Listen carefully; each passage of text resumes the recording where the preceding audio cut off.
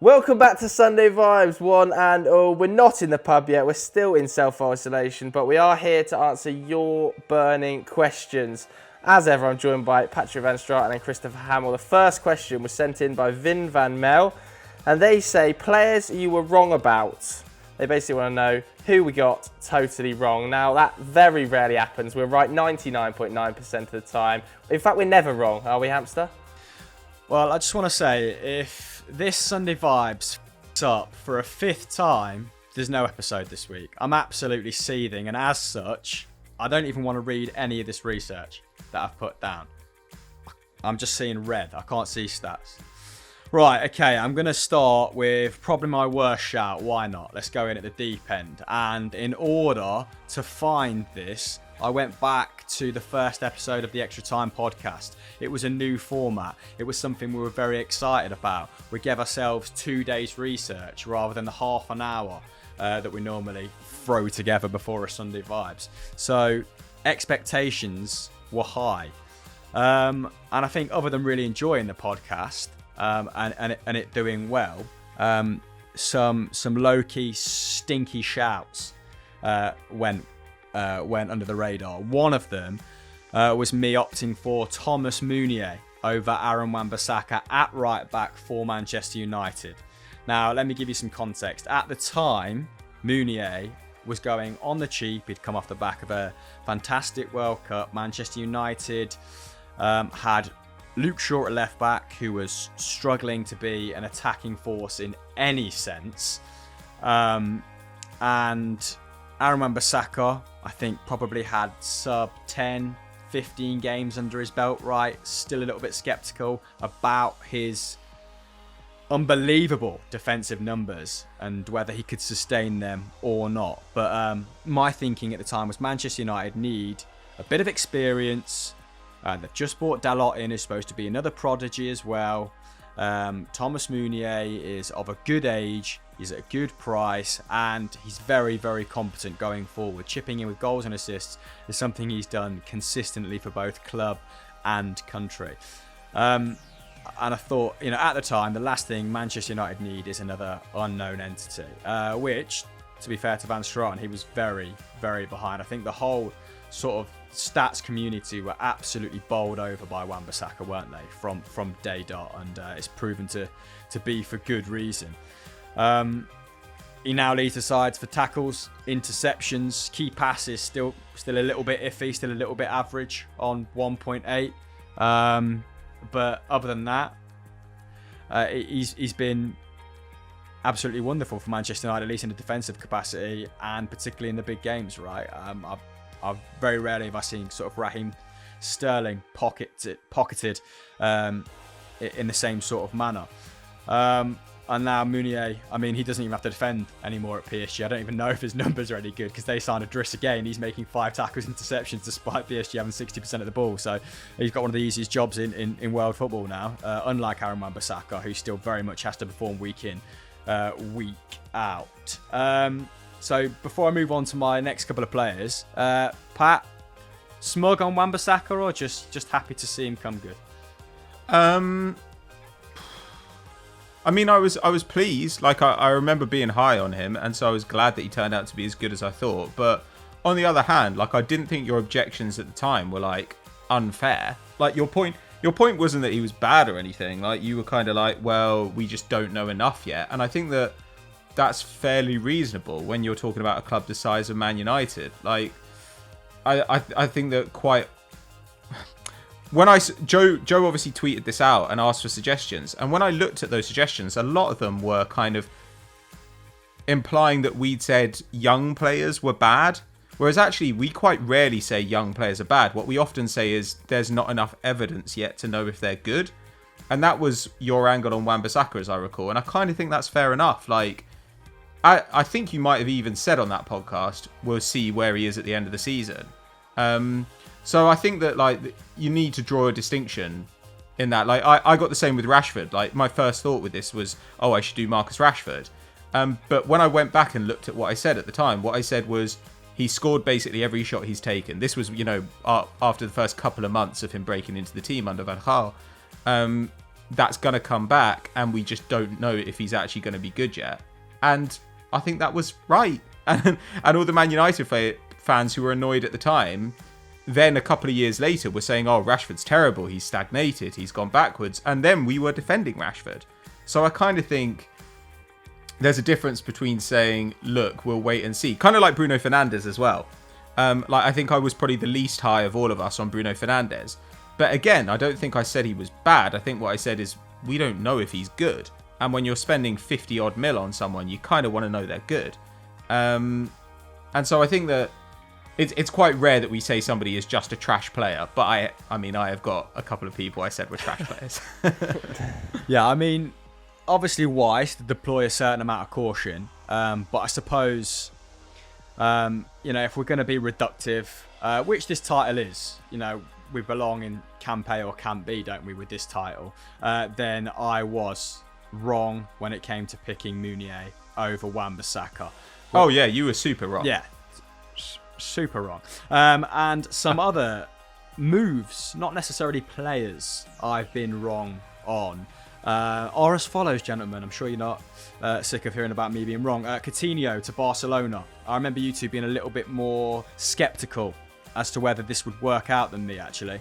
January 2018, 130 mil, absolute P.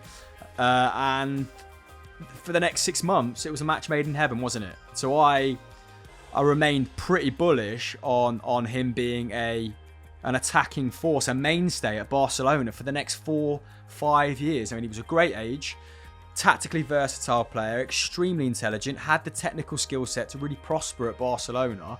13 league goal contributions in his first 16 starts, dragging them through the end of that season in Messi's absence when he was sort of being injured or being rushed back or being subbed on.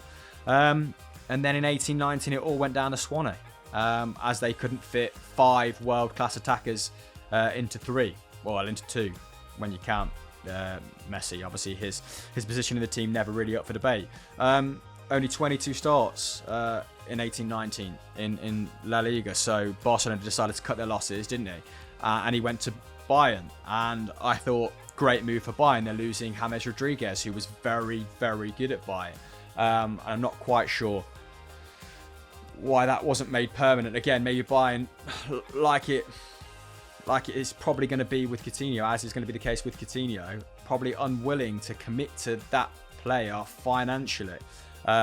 Unless their output is absolutely astronomical.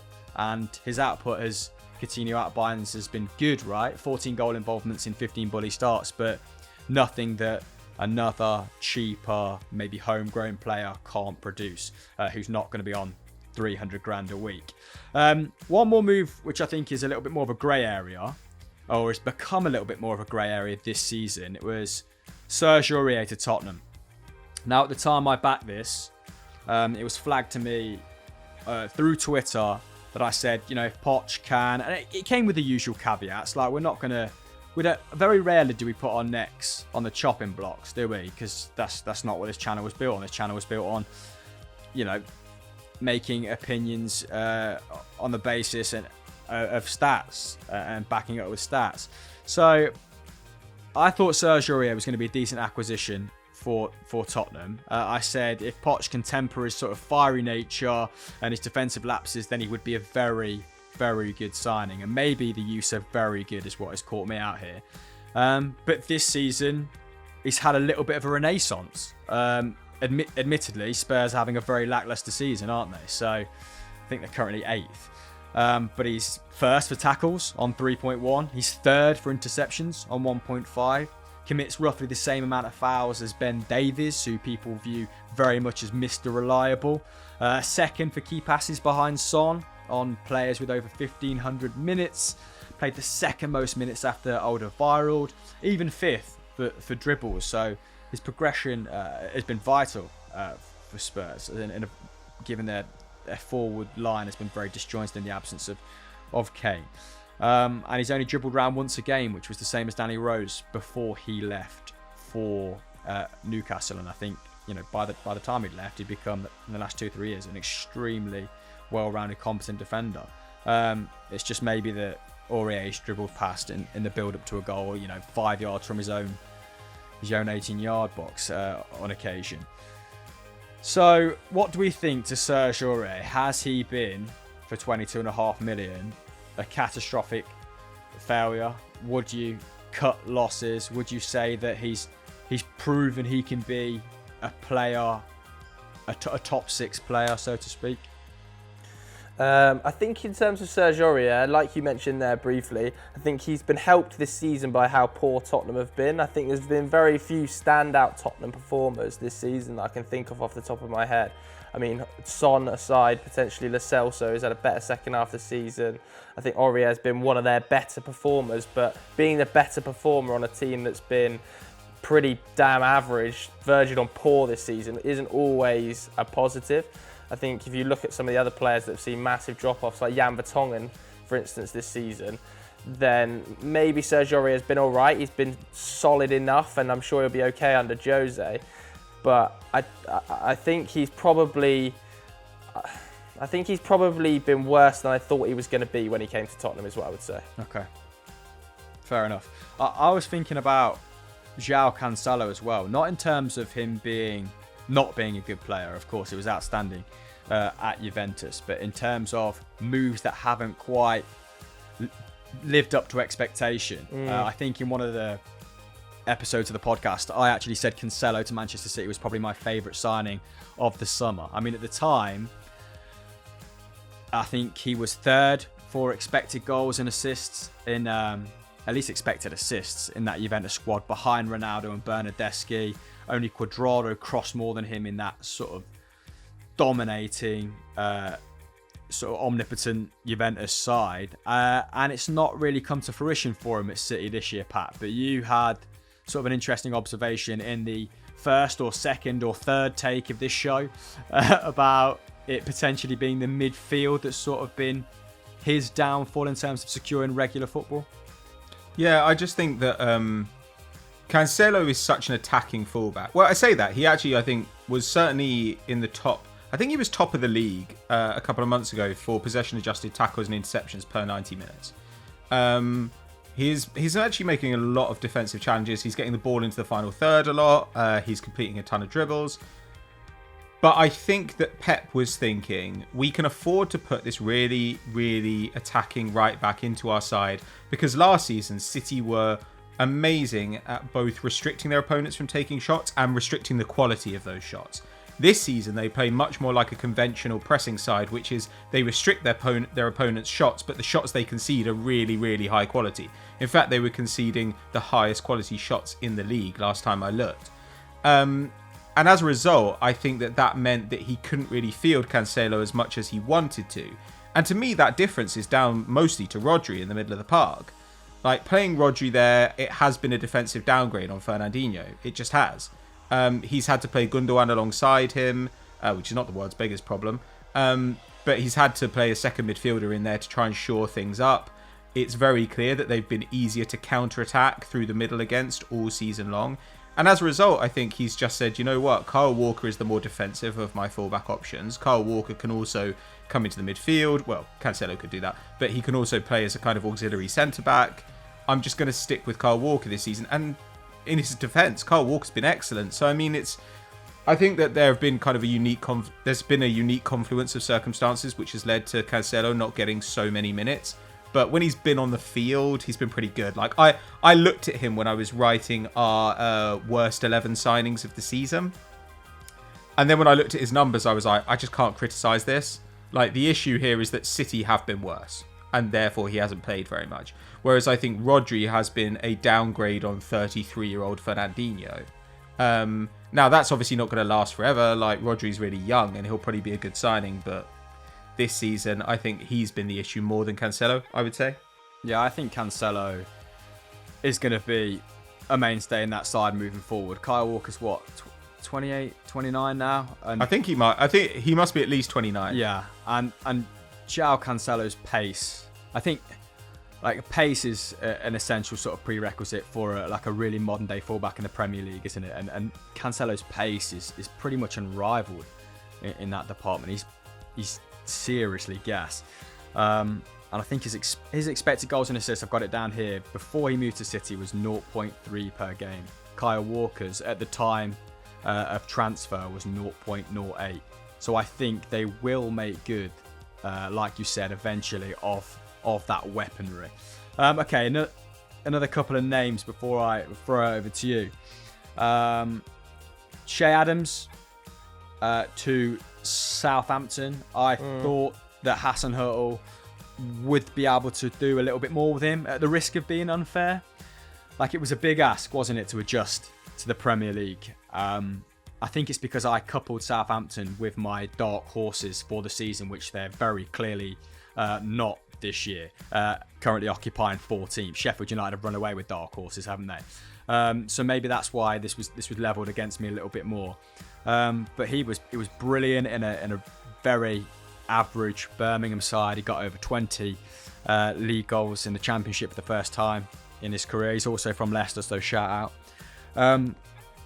But yeah, I thought after 16, 17 appearances in the Premier League, he would at least have a goal. And not to be too sort of reductive and make this just about numbers, he does have a couple of assists to his name, but he's already being touted for a move to Leeds, and I kind of want him to make that move to Leeds, to play under Bielsa, because I can see him sort of being reprogrammed, maybe being refined by Bielsa, and then being a player capable of playing in the Premier League. But I mean, that is mainly just hearsay from me. And he's missed some big chances as well, Che Adams. He's missed some big chances for not having scored a Premier League goal. Yeah, it's a good job that McGoldrick's having the season he is, because I think he should have scored about 8, shouldn't he, by expected goals. So it's taken some of the heat off Adams. And I've got to say, lads, Paddy Roberts to Norwich. Didn't work out, did it? 24 minutes. PR7. 24 PR7, minutes later. mate. PR7's at Middlesbrough. Shocking. Stinking. That's me done. I've got some teams that I was wrong about, but I feel like I've spoken enough. All right. Well, let's get the obvious one out of the way for me, I suppose. Timu Pukki. Obviously, hold my hands up. Incredibly wrong about Timu Pukki, wasn't I? I think in a Sunday Vibes at the beginning of the season, when we were sort of previewing the season, I was very, very suspect about Norwich's ability to stay in the Premier League. I didn't think they had the firepower going forwards. I didn't think they'd spent wisely in the summer, and effectively said that Timu Pukki won't score 10 Premier League goals. And then in a hot takes about 2 weeks later, when I was in what can only be described as rant mode, I think I said he won't score 5. Has he scored 10? He's got 11, yeah. He's got 11 Premier League goals. So he is over the threshold in 28 appearances, which is actually pretty good, isn't it? For what it is, a plus 30-year-old playing his first season of Premier League football, isn't it? And I'll be honest with you, it was a baseless statement in Sunday Vibes made to back up a point where we were talking about Norwich not having a good summer in the transfer market, not having enough firepower. And I think to some extent we were right about them not having enough firepower. Pukki's got 11 goals, Cantwell's got 6. Nobody else in the squad has got more than 1 goal. And Cantwell wasn't even a starter at that point, really. Exactly. So we're kind of right, I think, about Norwich not having enough firepower and being probably too porous at the back. They've been trying to play their way, haven't they, and trying to play that attractive football that was so synonymous with them in the Championship. And it's kind of worked. I think people like Norwich, don't they? But it's been ineffective in terms of results. 3rd worst expected goals, 3rd worst expected goals against, bottom of the table on points, conceded the 2nd most goals. So, look, I think we are right about Norwich as a whole. Obviously, I was wrong about Timu Pukki's ability to score goals, and he is a very clinical finisher when he gets the chance, because he's only taking 2.5 shots per 90. So, fine, I was wrong about Timu Pukki, but I don't think we were totally wrong about Norwich as a whole. I think we got it right when we said they're going to be short of firepower. Yeah, I think the same goes for Aston Villa.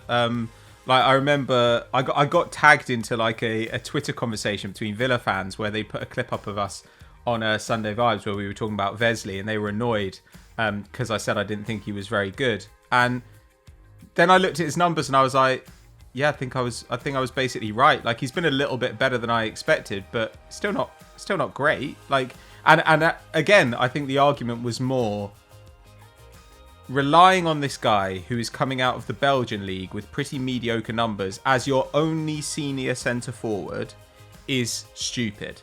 And it did prove to be stupid because he got injured and they had to go and buy a striker in January. But yeah, he was definitely a little bit better than I thought he'd be. I guess what he contributes in hold-up play is important, but on the other hand, as a striker, he's not been great. Yeah, I think another one for me, probably Fred. I saw a lot of people say on Twitter, Fred as a shout for me. And I think I agree to some extent. He's definitely been one of our best players this season. He's made massive strides forward in the last 6 months. But a couple of caveats here. I think as a Manchester United fan, sometimes when I'm reviewing Manchester United games on a winners and losers or talking about it, I get too emotive. So I make statements that I don't necessarily believe, but I think every football fan does. You know, if you've just lost a derby and somebody's had a poor game, you say that player is absolutely useless, rubbish. So I think in terms of some statements I've made about Manchester United in the past, try and caveat it a little bit with that, because you know I've said some ridiculous things about Man United. And sure, Fred's had a good season. He's had a good season. He's been fine in midfield, and he's actually got good towards the last 6 months really under Ole Gunnar Solskjaer, but statistically he's still not ripping up trees. I know that Man United fans will be watching this going, yeah, but he's been one of our best midfielders. He has, but the midfield's been a black hole for Manchester United in relative terms this season without Paul Pogba. He's put up, I think, 3.5 tackles, 1.5 interceptions, so pretty solid. Nothing too impressive in terms of deep progressions. I think he's around 6. His best area of his game is clearly his pressures. Man United fans can attest to that. Get it out. Where he is very good in the press. He rushes up, causes problems. I think it's like 5.5 pressure regains per 90, which is pretty impressive. But that does come at the detriment of a system. And sometimes when he pushes out of the line, if we don't have Nemanja Matic alongside him, it can be a little bit too easy to break through Manchester United's midfield. I mean, Manchester United this season, when Matic has started, 19 games, 13 clean sheets. When Matic hasn't started, 23 games, 5 clean sheets. So I think you can see that from that sort of number that Fred isn't necessarily going to be relied on in the long term as a standalone DM, which is what some people have talked about him being for Manchester United overall. Yes, United have a much better defence this season, but I do think that comes from Aaron Wan-Bissaka at right back and Harry Maguire at centre back. United have got the second most clean sheets in Europe's top 5 leagues this season. 17 clean sheets. More than Liverpool, more than Real Madrid, more than Atletico Madrid. PSG have the most on 22. But they've been impressive at the back, haven't they? 4th most goals conceded, and I think expected goals has that more like 3rd. So we've been good defensively, but I don't think that's been because of Fred necessarily. I think Fred has improved his game and is certainly a good player and has been one of Man United's better players this season. But some of the hyperbole used about him in recent times I don't necessarily think is true. I think he isn't going to be the standalone defensive midfielder for Manchester United for the next few seasons, although that'll come back to bite me and somebody will be able to clip that out in a couple of years when he is one of the best DMs on the planet. I'm disproportionately invested in Fred now because it got a little bit nasty with him. And that's not to say it did with you. I mean, like you said, you just got very emotional. But yeah, there was a period in time where United players were like Lukaku were just memes as well. So it's kind of good to see them prosper now, right? Pat, have you gone for Bern Leno, did you say, for Arsenal in the previous 3 takes? Yeah, I mean, there were a couple of people I considered. I think over the last few years, I've decided that I really hate the athletically limited deep-lying playmaker. I think that type of player is really overrated and basically done. Give us an example of that player, sorry. I thought Xhaka would be good. He's been pretty poor. I thought Jorginho would be great. I think he's been mediocre. I think generally that Rodri has had a difficult transition. Like, I think generally that type of player is, though Rodri's not as limited, which is why I think he'll probably end up being better. That type of player, whenever anybody is called like a baller on Twitter, you know that they'll probably be because it's just the kind of player that like 18-year-olds like see a compilation of and they think, oh, he's quality. And then you think, none of these guys ever actually turn into Thiago. None of them ever do. They always just end up being kind of a defensive liability in the middle of the park, especially in the more high tempo leagues like the Prem or the Bundesliga. But anyway, yeah, I overrated those guys, I think. I was looking through suggestions that people made for me, and I actually stand by most of them. Like, I said Wijnaldum was rubbish. He is. Wrong. That is the most ridiculous claim. I said Origi was rubbish. Origi is genuinely terrible. Origi's played 500 league minutes this season. What is that? Is that evidence that Klopp thinks he's great? He's played 500 league minutes. But to find a striker that is willing to sit on the bench and play only 500 league minutes is an incredibly difficult thing to find. And to find a player that can They signed him years ago. They signed him before this front three was untouchable. Yeah, they signed him forever ago. Origi's had massive impact in single moments in games, and that have all come as a substitute. So when he comes on as a substitute, he tends to be quite effective. And I think that's all he's there for in that Liverpool squad, is to be a substitute. But he could get a lot more sub minutes than he does. And also, I think, there are plenty of players who've made key contributions at key moments. Like, that's kind of like saying Fernando Torres was a better player at Chelsea than he was at Liverpool because he got more key goals. Like, arguably he did. He had a key contribution to winning the Champions League at Chelsea. But he was clearly a better player at Liverpool. But the difference there is that he cost £50 million. Yeah, but my issue isn't that. My issue is just that I said Origi wasn't good, and he isn't good. Like, Origi is not a good player. Like, Wijnaldum at least has a use. Like, I can see the use of Wijnaldum. I mean, Liverpool have a system where their midfielders have to do nothing, and they do nothing, and everyone says they're amazing. I would love to play with Wijnaldum in central midfield. Come on. I mean, you would have to do a lot of work, because he's not going to do it. He does so much work. No, he doesn't. Like, he actually doesn't. Like, look at any of it. Look at him press. Look at him defend. Look at him get the ball forward. Look at him dribble. Look at him create. He doesn't do any of it. He literally doesn't do any of it. Like, seriously, that system it revolves around the fact that their fullbacks are fantastic. Is this not a case of a player falling between the statistical cracks? How? Like, I mean, in what regard? Like, what's he meant to do that he's doing? If so, then when we watch him, we should be able to say, this is what he's meant to be doing, and he's doing it really well. But actually, when you talk to people about Wijnaldum, they always say, oh, he always pops up with key goals. And then you say, well, he hasn't actually scored really this season. And then they say, oh, no, well, you can't he's doing a really good job pressing. And you're like, okay, well, I watch him, and I actually don't really see him doing that much pressing. And it doesn't come up in the stats for pressing either. And then they say, oh, well, maybe he's just one of those people where the stats can't quantify what he's good at. And you're like, if so, that makes him arguably the first midfielder in the last 10 years where stats can't capture at all what he's doing that's worthwhile. Normally you can at least capture something about him. I can't profess to me, to have dug into his numbers. His numbers are genuinely garbage. His numbers are garbage. I think he's better than his numbers are, but his numbers are horrible in every regard. But to me, and also, even when you compare them to the other Liverpool players, I think Fabinho is substantially overrated, but I still like Fabinho and think he's a good player. Fabinho's numbers are way better. Henderson's numbers are way better. The Ox, when he plays, Naby Keita, you can see what they're doing. Wijnaldum's the only one where you're like, this is just a guy. But there's a reason Klopp picks him every week, is because he's so reliable. But then you could say there's a reason Klopp doesn't pick Origi every week, and it's because he's rubbish. The reason he doesn't pick Origi every week is because he's got Mane, Salah, and Firmino going forward. Yeah, but you don't really expect your forwards to play 90 minutes, all three of them every week. But that is basically what they do, so that Origi doesn't have to play. If you were Wijnaldum and you saw the amount of leeway that, say, Bobby Firmino was given for being a so-called enabler for his attacking partners. Would you not sort of want to be afforded that same respect as someone who does maybe a similar role in midfield, in that he lets other people sort of prosper around them by doing, by picking up intelligent positions, by dropping into positions, that other players have abandoned to join an attack or whatnot. I clearly haven't looked into his numbers as deep as you, so I'm just playing devil's advocate here. But my instinct is he's a good player. The thing about Firmino is, though, Firmino, you can absolutely see what Firmino does, both in the numbers and when you watch him. Firmino has fantastic numbers. And actually, Firmino does more defending than Wijnaldum does. I think that you can carry a passenger in your front line more than your midfield, but Firmino's clearly not a passenger when you watch him.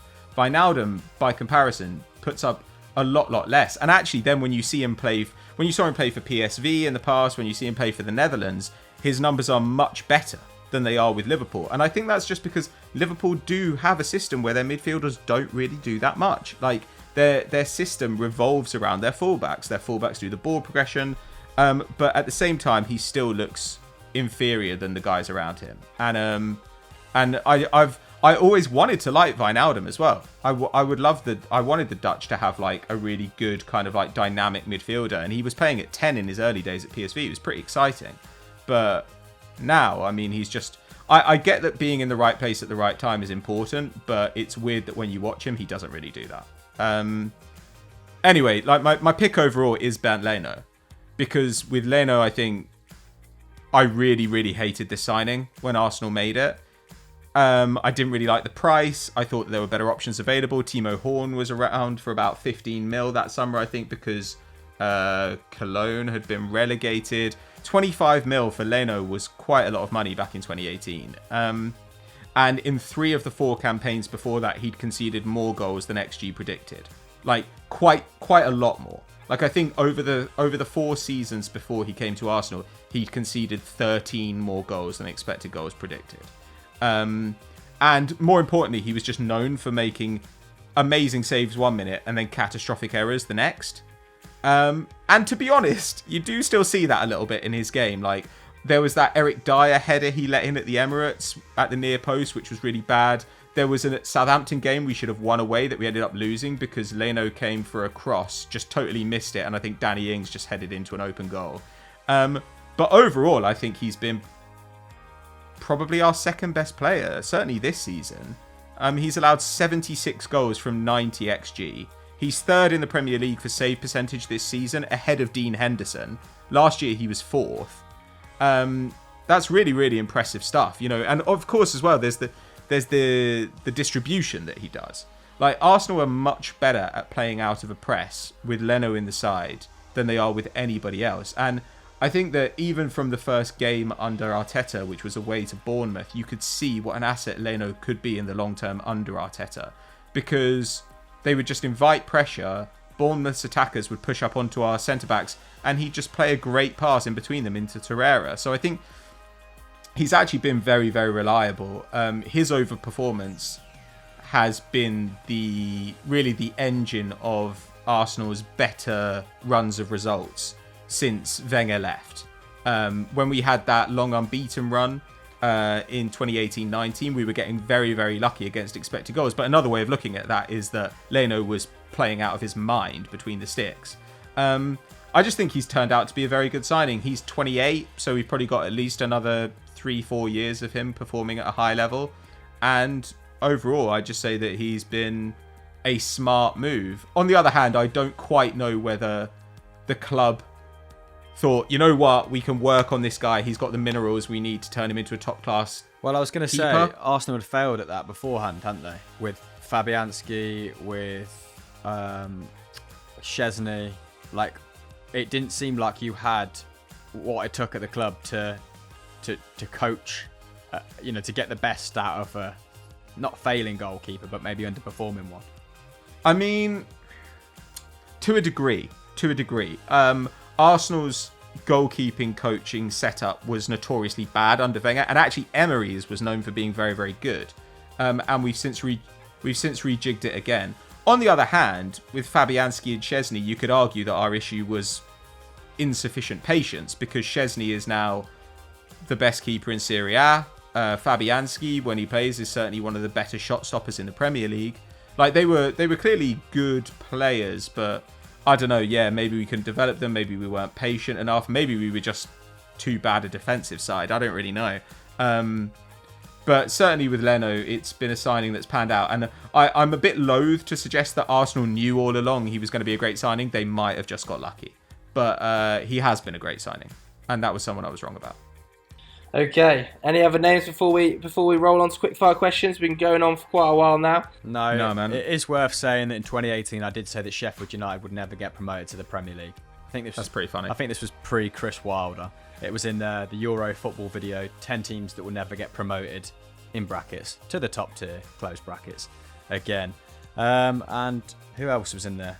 Sheffield United, I think Parma are in there, and they're doing really well in Serie A as well. So I'll take 8 out of 10, but Sheffield was a bit of a clanger, wasn't it? All right, fair enough. Let's move on to a couple quickfire questions, then keep these nice and short. Josh Davis says, rank footballing awards / accomplishments, Pato. World Cup, Champions League. Probably like domestic title, I guess. So you're going World Cup ahead of Champions League. World Cup, Champions League, domestic title, Euros, and then like cups. Okay, I would go World Cup, Champions League, Euros, and then I would go domestic title. Yeah, I think that's fair enough. It just depends. Like, I don't know. A title is just like the thing. It's like the trophy that you need, I think. Can I just confess something? I was legit gonna bring my own best footballing achievement to the table. And you said rank football achievements. I was like, what? What? Promotion to the second division from Leicester's men's Sunday. No, I think my ordering is going to be the same as yours, Tomlinson. All right, yeah, and then Club World Cup way down. Yeah, and a Community Shield. Yeah.